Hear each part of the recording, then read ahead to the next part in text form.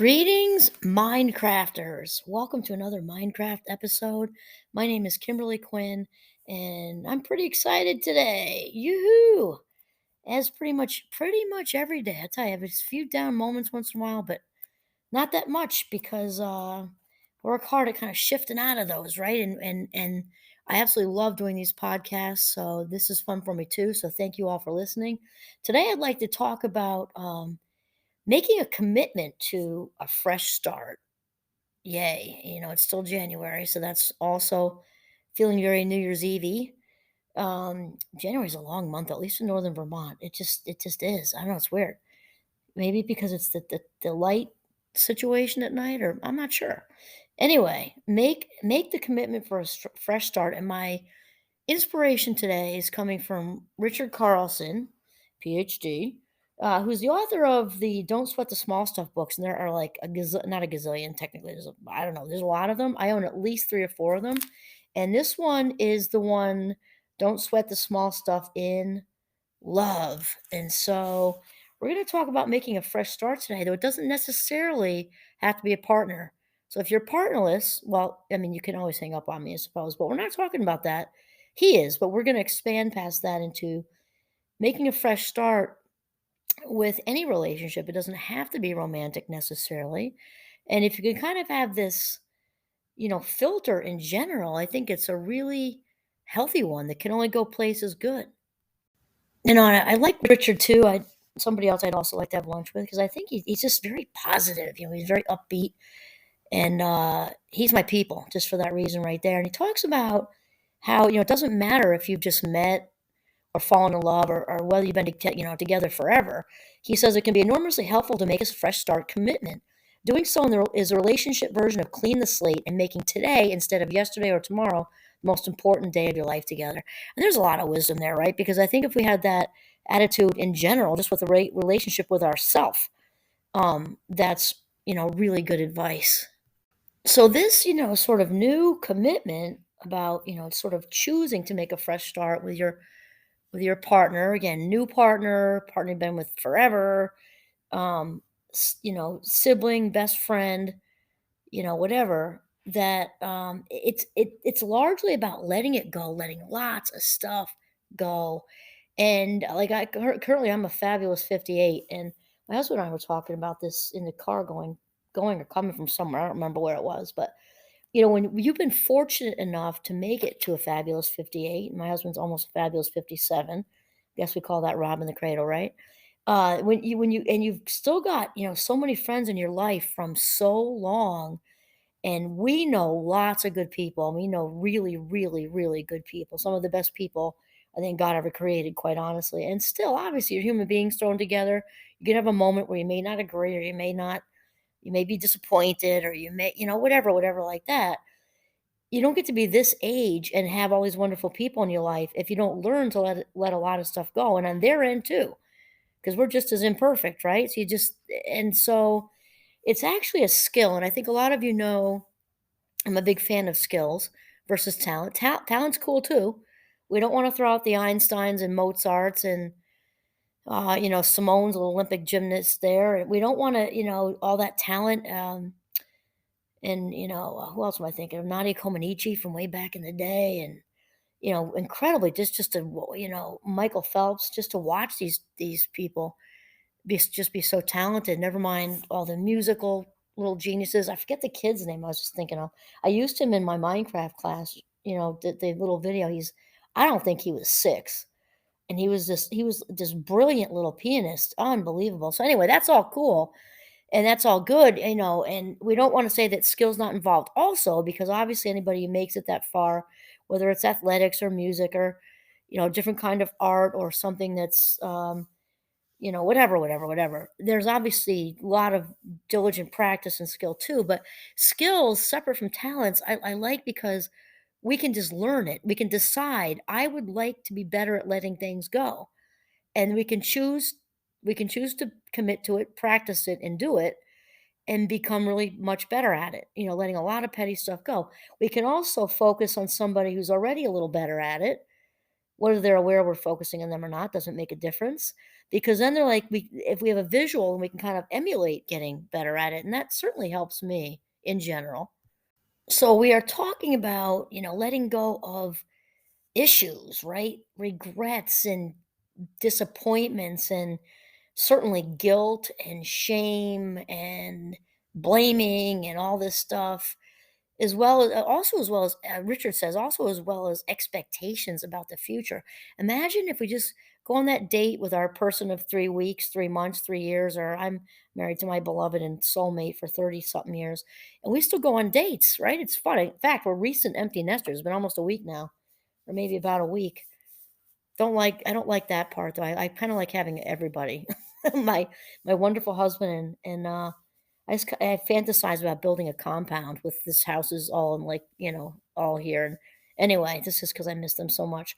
But talking about dropping the expectations is good. And that is one benefit, because I've said this before, of growing up in an alcoholic family, is you don't have a lot of expectations. So that's one nice thing there, because when we do have expectations, that sets us up for disappointments, which whereas if we don't have the expectations, it's just, half full. Like, yay, this came through, that came through, that. Obviously there are moments I think to have expectations, but not nearly as much as we automatically put out there. We just need to really to lower that whole bar. Usually, obviously, the polarized words of always and never don't exist in reality. So most of the time, we can let go of expectations. It's just a happier life. So when Richard talks about, allowing today to become like the focal point of our relationship. There's no past, there's no future, we're just staying right here in the right now, very mindfully. And also to stop comparing, dates or days that we've had, or in some cases years, if you've been, together with someone for a long time. And even just to step out of your hopes for tomorrow. We're talking about being present in this moment right now. And not just present, but I mean fully present. So, and then Richard suggests that we ask this question: how can I make today the best day it can possibly be? Now, here's a relationship thing. Again, this would work with ourselves, our relationship with ourselves, right? We're on the way into work. How can I make this day the best it can possibly be?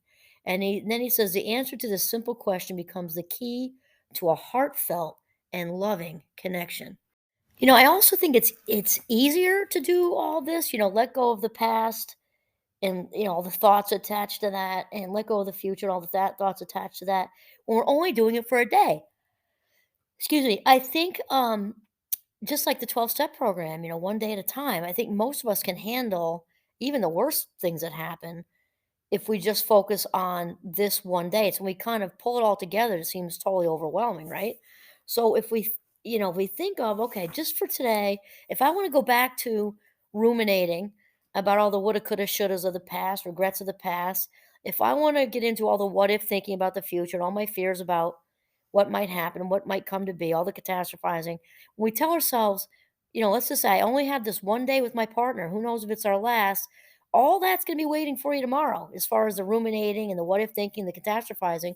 So when we tell ourselves that, give ourselves permission, today's this wonderful date. We're going on a walk, we're going to the beach, we're going out to lunch or whatever. We're going to stay home with just us and have a nice fight, have a fireplace, cozy experience and hot chocolate or whatever. If we kind of make a date with the brain that we'll do all that, we have the option to do all that tomorrow, it does make it that much easier. And by shifting out of the thoughts of the past and the everything about whatever's going on in the future, and we're talking about acknowledging the gift of today, right? And so for the specifically for those the newer partners, people newly dating and newly in love and all that, Richard brings up that sometimes each time you get to I remember this, each time you get together is going to be just like the last time, and you're going to feel that magic is supposed to remain, which I don't know. He said this tendency is very difficult because it's human nature to want that, right? And I'm going to just jump in there, since I've been married for like a bazillion years. It's for me at least, it's not that the magic didn't go away. It looks different. It is absolutely magical. Now that my husband and I are newly empty nesters, and I miss all the Fab Five so much. It's wild because, now we're together, just us again, and the magic is absolutely there. It just looks different. It's different than the kissy dove, the kissy lovey dovey smoochy electric, dates when you first started, but it's still there. I just wanted to say that.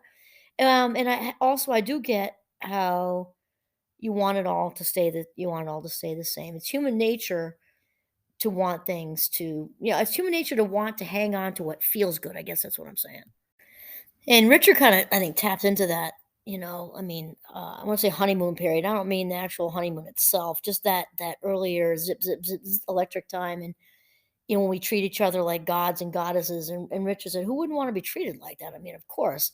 But yet, that said, one of the sort of laws of relationships is that change is constant. I mean, life, as they say, the only constant is change, right? And so he talks about that. Like, who would want to be treated like a and worshipped, and to have rose petals dropped at our feet and all that.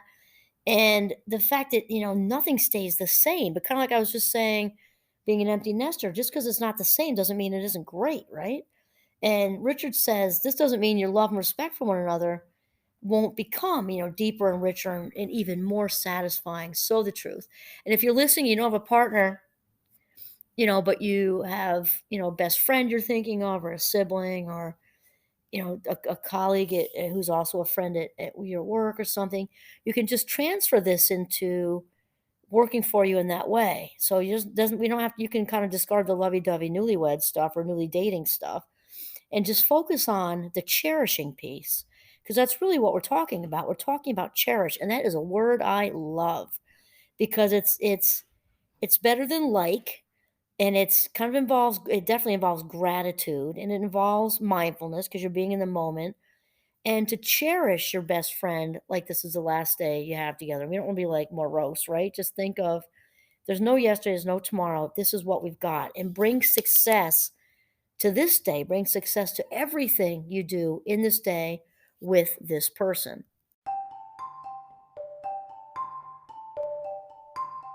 Uh, Richard sort of winds up, he says, the nice thing about this strategy, and again, this can be just with us, with your own self. This is a good tip just for your everyday, right? The nice thing about the strategy is that it's easy and it really works. Of course it works because we're controlling our thoughts. That's sort of the foundation of Minecraft right there, because we are controlling what we're allowing in and out. Let go of all the crap from the past, get rid of the junk, stay away from the expectations, and be in the now, right? And he says, the present moments of your life are special and powerful. By immersing yourself in them, you give yourself to the capacity to make every day the best day of your life. There we go. There you have it. Awesome. So commit to a fresh start today. This is Kimberly Quinn signing off from the blustery northern Vermont. Have a mindful day.